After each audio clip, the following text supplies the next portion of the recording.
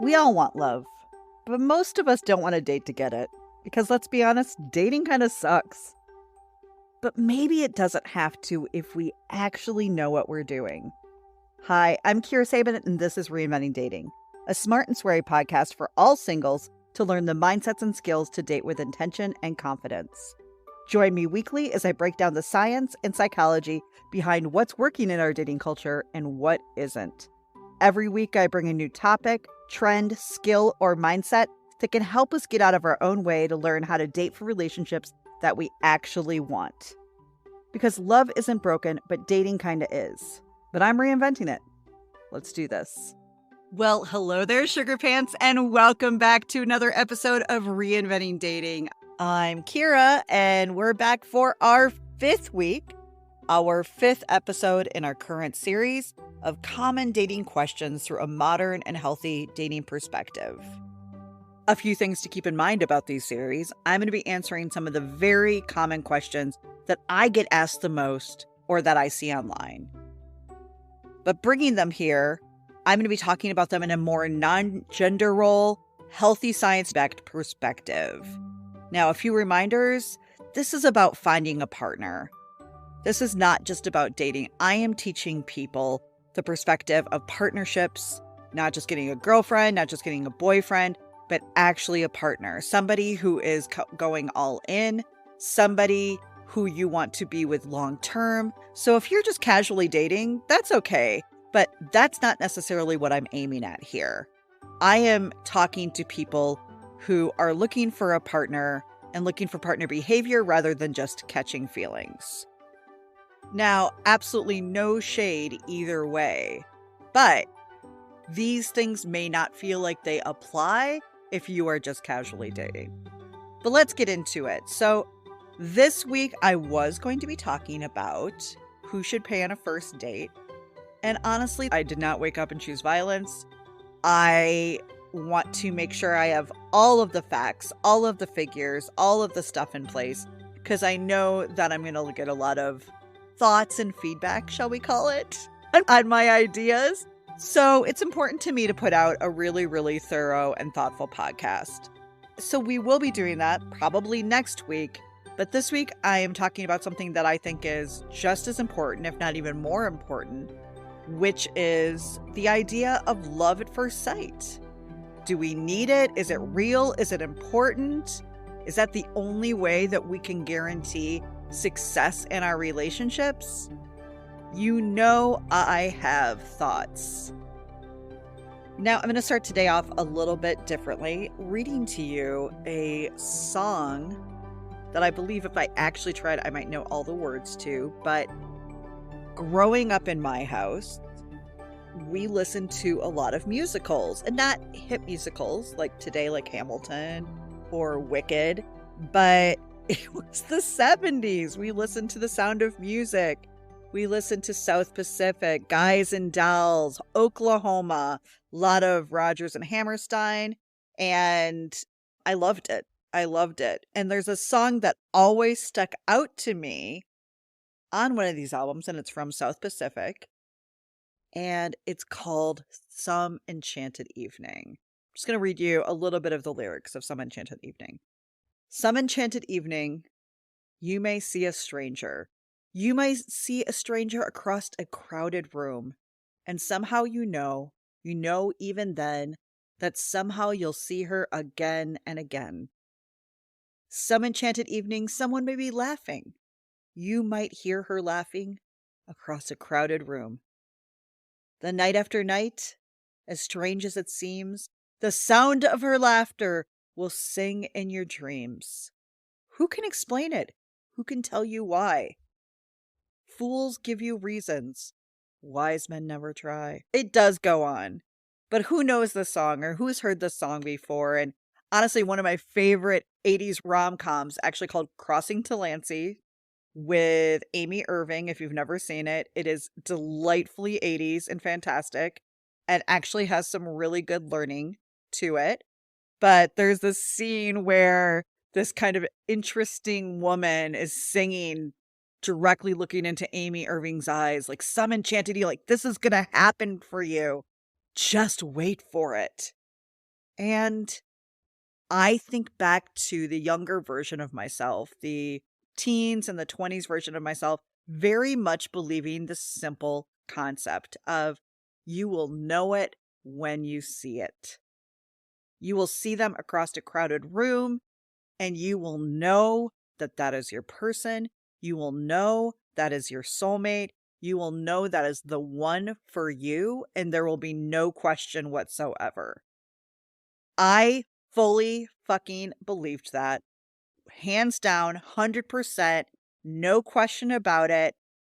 That's just what I believed, and that's what I feel like all the books I read, all of the TV shows I watched, all the movies I watched really helped me believe that too. And one of the concepts that we can kind of tie to that feeling, that some enchanted feeling or evening feeling, is the idea of love at first sight. And I think we've all heard about this concept. A lot of us have bought into this concept where you will see this person and it's like the world will fucking fade away. Everybody else turns to a blur and it's you can only see them, they can only see you, and it will just instantly develop into something beautiful and deep and last forever. I legitimately, and maybe some of you guys are like, yeah, okay, I believe that. That's totally what I'm waiting for. That's what I believe too. I just want you to know that this is not, I believed that. And I had things that kind of backed that up a little bit too as I was getting older and growing up. So when my sister went to college, Sister Sabin, as I like to call her, she's 3 years older than me, but she met her college boyfriend at homecoming weekend. Like, how rom-com is that? That I think they both went out and met and probably got drunk. I think he ended up, like, staying on her floor. Maybe that was the translation for my parents, and I have no idea. But she ended up dating a guy named Pete. They dated all through college, and 15, 16, 17-year-old me just was like, "That's probably gonna happen to me, right? I'm gonna go to college. I'm going to find somebody one night and it's just going to make sense. It's just going to make sense." And so, color me crazy that I was shocked when that didn't happen in college. And in fact, I went to a small school in Iowa where it was 2-to-1 women to men. It was actually a music school. So the statistics were not in my favor, but just because I did not end up meeting my person in college did not dissuade me from this idea. I just thought it would happen a little bit later. I then worked on cruise ships. And then in my 20s, I kind of dated. That's what I would call it. There was a lot of hanging out, there was a lot of hooking up, but I can't even tell you. I remember moments in my life with a couple of different people where I'm like, this is fucking it. The stars are aligning, like the universe is yelling at me. This person is going to be my person. I am feeling that love at first sight. I am feeling those extreme attraction and emotions and everything else. So you and I are both surprised that those did not work out because I was fucking convinced that those were going to happen. Absolutely, completely. And I was confused as fuck when they didn't. I had no idea what to do when everything that I feel like I had been taught and believed just kept not working for me. And it seemed to be working for other people. My best childhood friend in our 20s, like around 24, 25, ended up meeting her husband, who she ended up married. And that situation happened again and again and again. And my sister didn't end up meeting or marrying her college boyfriend, but she ended up marrying her high school boyfriend. So I was like, see. And then as time kept going, I'm like, is this not for me? Is everybody out there falling in love, finding their person? Am I not worthy of that? Am I not deemed lovable by the love gods? Is there something is my weight keeping me from my one? my brain could not compute. It really could not, because I so deeply believed that I would fall in love, that I would know it when I would see it, that love conquered all, that there was a point where I just started giving up because I'm like, this hasn't happened yet. I've had multiple situations where I felt some level of love at first sight or knowing it when I saw it, and it didn't seem to be reciprocal. So I just started chalking it up to it's me, it's my weight, maybe it's my ADHD, maybe I'm doing something wrong. And most of my 30s were a wasteland. I didn't date barely at all. I had gained weight. I hadn't felt good about myself. I found out I had PCOS, and that just at least explained a few things. But I was pretty devastated because I felt like the universe was pissed at me. I felt that love, like maybe I was just going to be left out this time. And it just wasn't in the cards for me. Does anybody else feel that way, or have they felt that way? I'm talking about myself. I'm sharing this story because I think there's a lot of people who can resonate. I think that what I was taught is also what you were taught. And I think you don't listen to this podcast until you lets you know I'm going to go, it turns out that was total bullshit. And here is why. So one of the things I like to do every week on this podcast is, if I'm talking about a concept or an idea, is to give it a definition that we can all agree on, so that as I break it down, we fully understand where I'm coming from. So I just looked up love at first sight online and said, how do we define this? So love at first sight means that you feel an instant connection to another person. Now, in an article, which I will of course be sharing, some people describe this as fireworks. Others describe it in moments where nothing else matters around you when you see and talk to each other for the first time. It's that feeling that you get when you don't want a moment to end because you feel a connection with another person that maybe you haven't felt before. And then for me, it also sometimes felt like I'd known them forever. We just started talking. We had so much in common. We instantly were laughing about the same things, maybe liked the same bands or movies, or disliked a thing that everybody else liked. And that was, to me, what love at first sight felt like. So that's what we believe. So here are some myths about love at first sight that I found in an article that I'm going to riff on. Number one thing that we believe about love at first sight is that it's destiny. It's destiny, it's kismet, it's serendipity, that this was meant to be.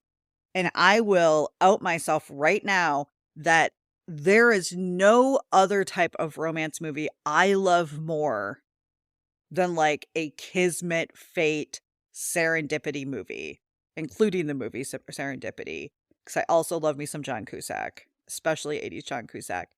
But I love, and who else here does, this idea that someone has been chosen for us, that someone has been chosen by somebody bigger than us, right? So God, universe, whatever you believe.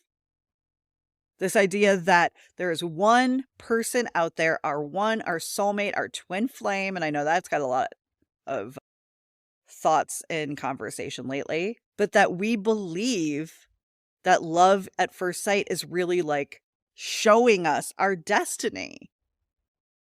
And honestly, guys, that's a myth. And I want to talk briefly about this weird idea that we have about love.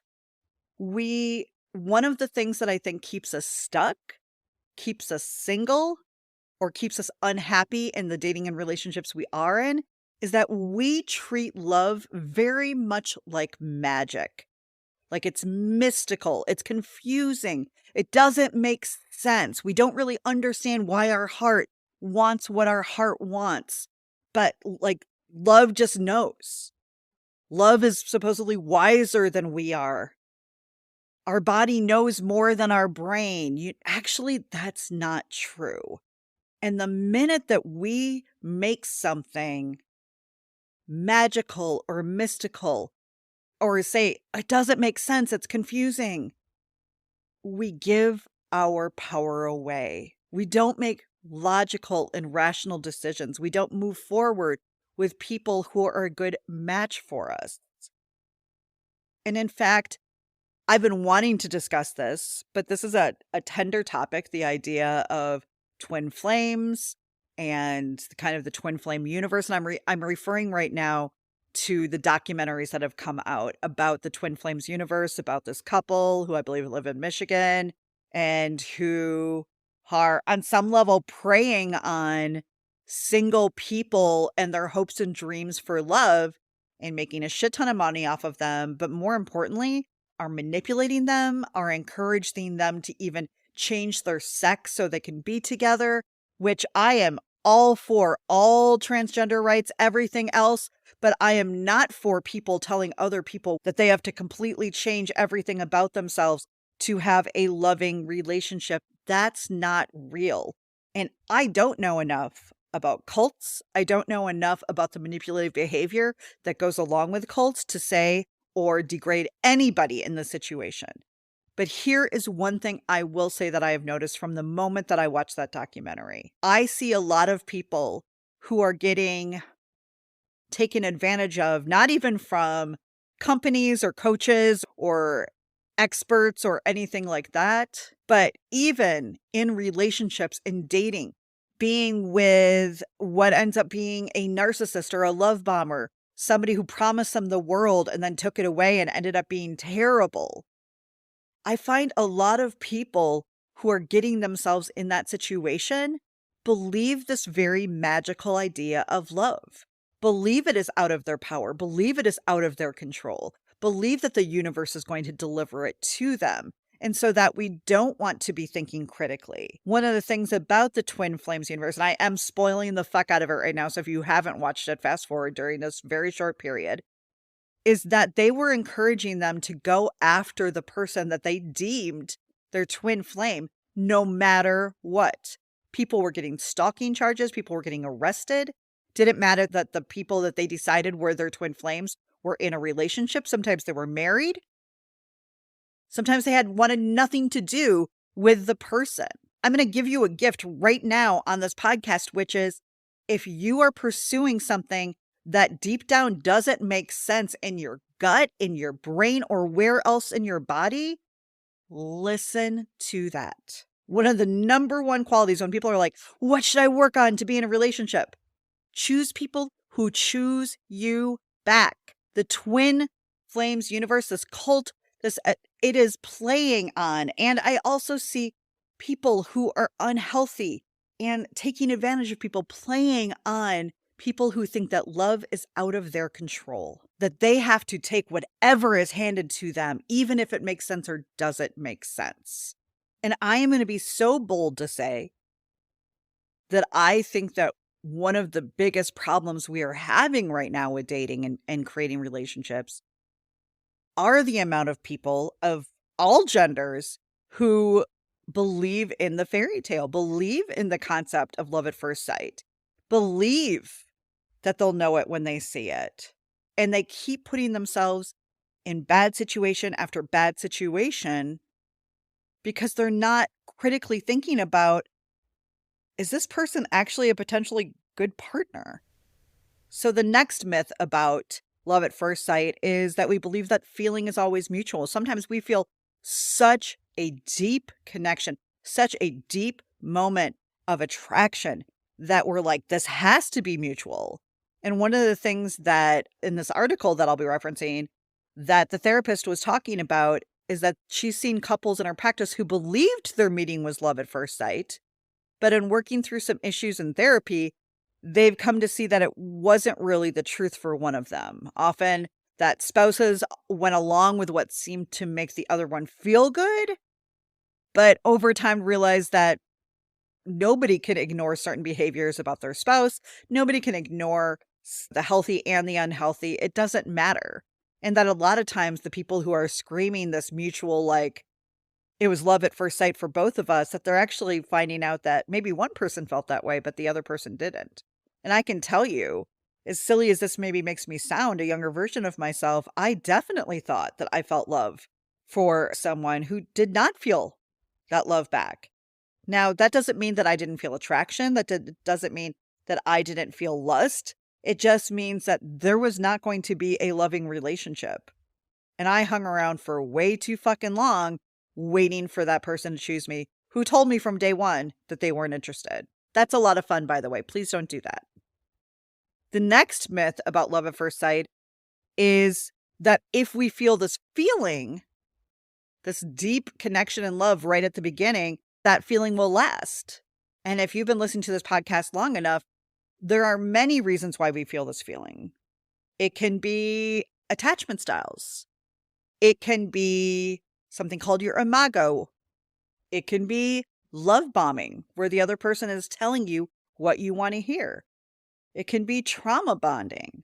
There are many reasons that we might feel this deep connection, this deep, knowing that has nothing to do with love, and it certainly doesn't have to do with long-term compatibility. That's also part of just the honeymoon period. I'm going to be talking about what exactly happens in our body when we feel attracted to somebody and what it means and what we need to listen to and what we need to ignore. So those are some of the myths about love at first sight. Let's talk about some of the truths at love at first sight. This one I've been saying since 2010 because that's when the first study came out. And they measured this mostly in men, but men who believe in love at first sight are 3 times more likely to cheat on their partners. Why is that? We might be like, that's a weird statistic, but it's actually not. When we dig in, we realize it's because they are riding the emotions of lust, of sexual attraction. And once those start fading, as they will with the first stage of the relationship, they go looking for that feeling somewhere else. And in fact, in this article, they said men who consider themselves in love within minutes of meeting someone are likely to fall in love rather frequently. It is also likely that such men interpret attraction and love as more of the same thing, which they're not. And I am going to be talking about that a little bit. But we do have to understand that attraction can be part of a relationship, but there's about 6 different types of attraction. I'm not discussing that today. That's something I do with my clients. And it is not the same thing as love at all. Number 2, here's another truth about love, that butterflies and fireworks are actually more about nervous energy and even survival mode rather than love. Now I'm going to just go into the science end of this a little bit. I suggest if this is something that interests you, you can Google it. There's a lot of information. But have you ever felt, well, I like this person, but I don't really feel butterflies with them. I don't really get excited by them too much. Now, that's for possibly a lot of different reasons, but some of us are really looking for that physical response in our body, and we have to understand that sometimes our body confuses sexual attraction with survival mode. So, in other words, it appears to make us more likely to experience feelings of sexual attraction towards other people when it's just really fear or anxiety. And I'm just going to explain this a little bit. So, our instinct to connect with others when we feel threatened helps us survive. So, one of the ways that we survived as the human species is by connecting, is by creating communities with each other. Had a much better chance of survival because of it. For example, in ancient times, forming quick bonds during emergencies like crossing a dangerous bridge improved our chances of staying safe and staying alive. Now, in modern life, this instinct can cause problems, especially in relationships. For instance, if a woman has had a critical father, she might be drawn to someone who makes her feel inferior. Even if she's genuinely attracted to them in other ways, that mix of feeling inferior and attraction becomes a strong chemical reaction in her brain that she might mistake for love. I've heard people say, I'm really drawn to this person. My heart races when I'm with them. That's why for centuries, they thought that the heart had to do with love, because when they felt sexual attraction, their heart would start beating more. That's where we got the idea of the heart wants what the heart wants, which if you know anything about me, I'm going to remind everybody here right now, your heart only wants to pump blood to your organs, and you fucking want it to do just that, because that's what keeps you alive. Your heart does not want anything but that, and what you're blaming on your heart is really just usually unhealed parts of yourself that need to be healed for you to choose better.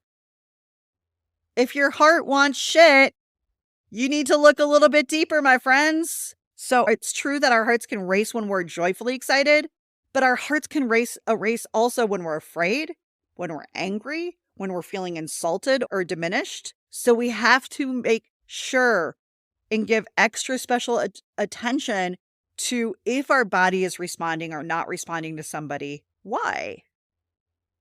One of the greatest things that I want everybody to learn from this podcast is to just step back, pause, and go, okay, I'm not feeling this or I am feeling this. Why? Does it make sense? And if we know that we tend to pick people who are bad for us, bad to us, are not in a good place, then we do have to step back and look at who we're attracted to, why we're attracted to them, and if ultimately it's getting us the relationships that we want. And there's a whole science and psychology around the idea that if we grew up in a tough situation with parents who were not particularly kind, that feels familiar, and familiar has way more to do with attraction than you think it does. Now, the next truth that I'm going to share is that love at first sight, if you haven't caught that yet from what I'm saying here, is much more about immediate physical attraction than anything to do with love. So I would like to take a couple minutes and talk about attraction, because we talk about attraction a lot. Maybe we say sparks. Maybe we say in love. You know, I'm in love with you, or I'm not in love with you, or I love you, but I'm not in love with you, or some weird ass shit like that, which doesn't ultimately make that much sense. But what does make sense is attraction and actually the science behind attraction. So one of my personal heroes in this work, just work in general, I love Dr. Barbara Fredrickson on her concepts of love. And I love Dr. Helen Fisher on her ideas behind the science of lust and attraction and all of the information behind that. I'm going to just give a very short version of it right now. So there are 3 things that make up attraction. Number 1 is lust. And that is basically just a desire for sexual gratification. Seriously, that's all it is. We want to reproduce. Our body are telling us constantly to reproduce and keep our species going. That's the hypothalamus part of the brain. And testosterone and estrogen are going to be what plays a big role on the lust part. Now, here's a little fun fact. Sexual arousal turns off the region in our brain that regulates critical thinking, self-awareness, and rational behavior. So, in short, this kind of sexual attraction can make us really dumb. That's why we do dumb things. That's why we don't think things through. If you've ever done something that you've later regretted, that's because sexual attraction and lust like this turns off that part of our brain. So we may do things that's a month from now or a year from now. Oh my God, I can't believe I did that. So by the way, those grand gestures and that embarrassing behavior that we love so much in TV and movies is actually just really about lust. And as much as we may think, ooh, cool, somebody's lusting after me, when we don't like our bodies that much, when we don't like ourselves that much, that may feel good, it just doesn't fucking mean anything. You can be sexually attracted to somebody who's a terrible human being or not a good match for you at all. It's our chemicals in our body doing things more than anything else, and it's certainly not about compatibility. So the next part is actual attraction. And it's similar but different than lust because it's about feeling drawn to someone, and often because our brains are telling us that they are rewarding to be with. So what happens is that makes that early stage of relationship, the honeymoon period, when you get past just the lust phase, really exciting and all-consuming. And that's because our dopamine is being hit. Now, the dopamine is produced by the hypothalamus. It is a particularly well-publicized player in the brain's reward pathway. And it's released when we do things that feel good to us. So in this case, those things are spending time with people we like and having sex. So all of a sudden, our dopamine levels will kick up. That will relate to our norepinephrine, which is released during attraction, and they make us feel giddy and energetic and euphoric. They can lead to a decreased appetite and even a lack of sleep, so that we actually think that falling in love means that we have insomnia and our decreased appetite. But really, it's just our dopamine rewarding us for attraction, which once again is a good thing. And at that level, it's not just lust, it's wanting to actually spend time with this person. But that also doesn't mean long-term compatibility. And the third thing that we see happen in our brains is finally the attachment. And that is what keeps things going. It's not just about romance, but it's also about close bonds with families and friends and others, and hormones like oxytocin, which is my favorite. I actually have the chemical compound as a wall hanging because of that. But it's released in the brain, but not only during sex, but through breastfeeding and through childbirth. And oxytocin helps us connect. So it really releases in mothers to help us connect to our babies, but it also releases when we have sex or we're connecting with somebody else. And what's really important to remember about that is that we have to be careful of who we're connecting with, who we're attaching to. So if we're just riding out the emotions of lust or attraction, but we're spending time with somebody who isn't really a good partner, maybe not even a good person, and certainly not in a healthy place, then we are creating a chemical cocktail in our brain that is going to do us wrong. It's going to break our own heart. So all of those are the precursors or the process of bonding and creating a relationship. And in that particularly first 6 months or year. But I can't say this enough. We have to be a little bit, just the tiniest bit smarter than what our bodies have been doing for thousands of years. I am never going to ask somebody to make out with somebody that they just don't feel an attraction towards. But if you're spending time with this person and they seem like a good and kind person, I want you to step back and figure out what you don't like, what you're not attracted to. And if you know that who you're choosing or your picker's broken, we may have to look at that picker, because it very well might be attaching to what you know, what you've been in a relationship with, how you were raised, instead of actively picking someone who is a good match for you. Now, one of the things, and probably one of the toughest conversations, I don't love doing this podcast. I don't love teaching about attraction because everybody has 1,000 ideas about what attraction should be or isn't. And we make it very black and white in our brain. We're like, I'm either attracted to that person or I'm not, period. As kindly as I can say, that's not so in the but so. Our attraction can grow, especially since there's many types of attraction. There's physical, there's sexual, there's emotional, there's aesthetic. There's many kinds of attraction. And if you're only going on one of them, maybe like sexual or physical attraction, and that's the only one making your decisions, you're probably not making ultimately that great of decisions. Attraction is many, many things.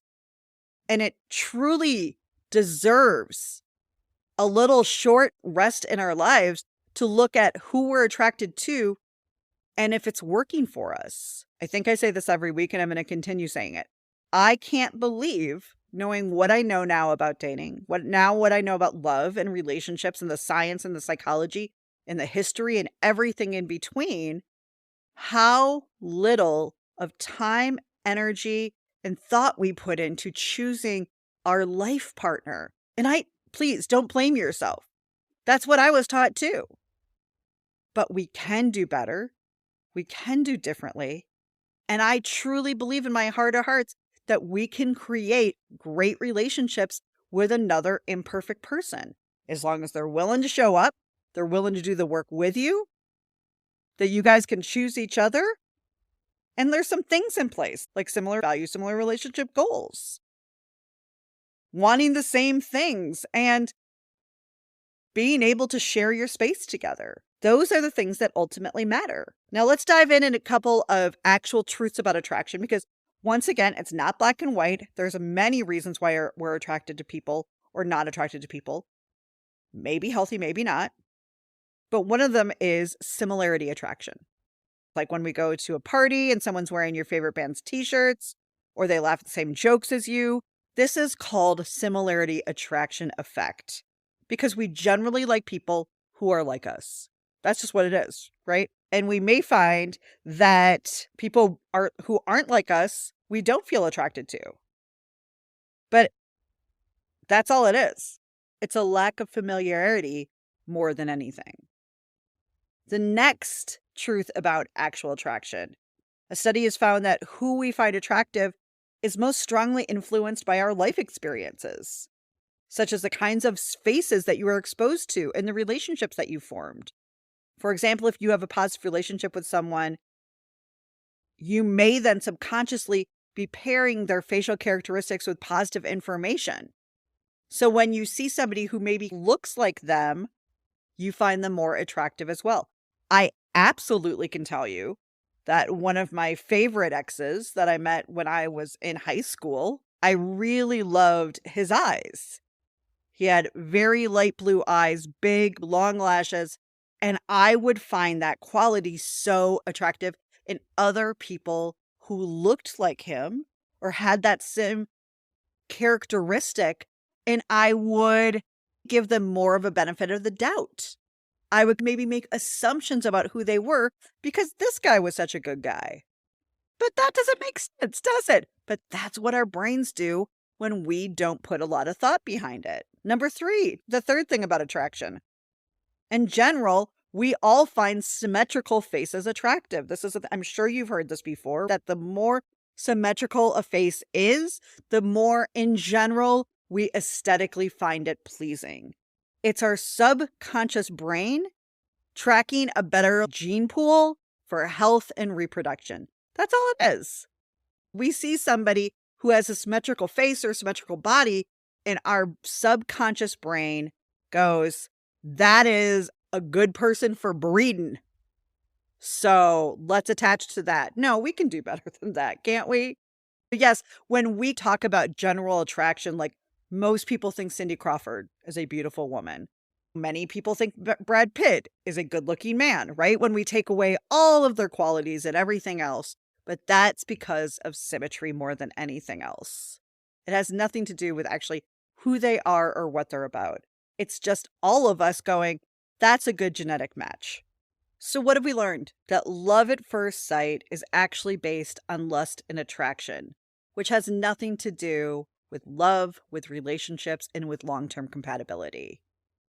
So what you're feeling when you think you're feeling love at first sight is just lust or just attraction, which can be 1,000 different things. So if you go on a date with somebody, and I would say one of the growing pains that my clients have is now they have all of this knowledge on what they're looking for and who's a good match for them, and they're going on dates with people who don't. Now, sometimes I hear people go, why should I learn something if the guys I'm dating aren't willing to learn it? Because you're saving yourself from fucking pain and torture of continuing to choose people who can't show up for you. If someone says they don't feel the spark on the first date, you now can go in the back of your brain, that's interesting. That's just lust or attraction. That person has unrealistic perspectives of love and relationships. It can show a little bit of their emotional maturity or immaturity. If somebody after 1 or 2 days says, I just don't feel a spark, don't take it personally, because they're still more attached to instant sexual attraction than they are long-term compatibility. We've also learned that so much of this is about hormones and chemicals that are going off in our brain to connect for the survival of our species, and has no predictor of success. These are just chemicals that help us attach to each other, that help us procreate. But can we not all agree that we can do better than the very simple thoughts that go on our brain about attraction or choosing that we're basing on hormones and chemicals. That person who's not doing the grand gesture, that's probably going to be the healthier person. The person who's not having to like make up for something super shitty they did, that's probably the person we're looking for. Not for the person who's going to go on the roller coaster with you. That may feel fun and exciting. Let me tell you, that burns you the fuck out after a while. Your emotions and your body do not like that much stress. And if every relationship you're getting into is a roller coaster, there is healing to be done, my friends. And we've also learned that if we are deeply leaning into this idea of love at first sight, knowing right away, that we are sabotaging ourselves. This is a version and form of self-sabotage. Love takes time. Relationships take even more time. You will never know on a first or second date if somebody can be great for you. You might be able to go, oh, there's some pretty glaring value differences. Oh, this person does not seem physically or emotionally available. You can find that out on a first couple of dates. But knowing if they're going to be your long-term match, you will not know. And the more and more that we believe that love is magical and mystical and doesn't make sense, the more and more we put ourselves in unsafe and unhealthy situations. I have created this podcast to help that love does make sense. Love feels good. And if it doesn't feel good, it's not love. It might be attachment. It might be relationships. It might be a lot of different things, but it's not love. Love only exists when we have a relationship that can keep creating it long term. Just because you feel it on the first night you met doesn't mean you're going to feel it the moment after that. And let me tell you, the type of people who I felt that instant attraction with, it was really based in fear. It was a lot of times I had been drinking because mama liked to drink, especially in her 20s. I was really good at it. I was basing it off of witty banter, who I could challenge and they would push back. There's nothing healthy, by the way, for all of my witty banter lovers out there. If you only feel attraction with somebody when you can tease them and they tease you back, that's fun for about a couple of weeks. That may get you some decent sex, but not much else.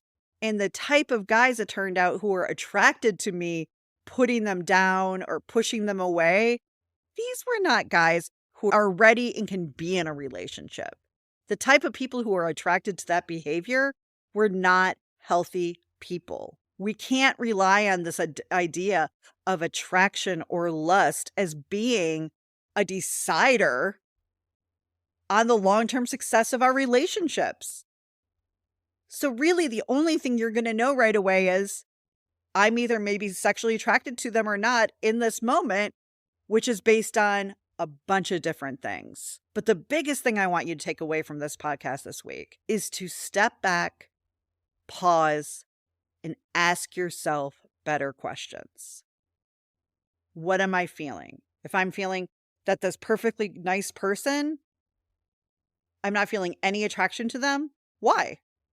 Is it because they're treating me well and I've never felt or I've never been treated well before, and so it feels really different and out of my comfort zone? That's worth looking into. If the only people that you feel attracted to are people who are familiar and remind you of the relationship you had with a toxic ex or even a parent, because that shit's all very real, we need to do some pausing, some stepping back, asking better questions, and possibly healing.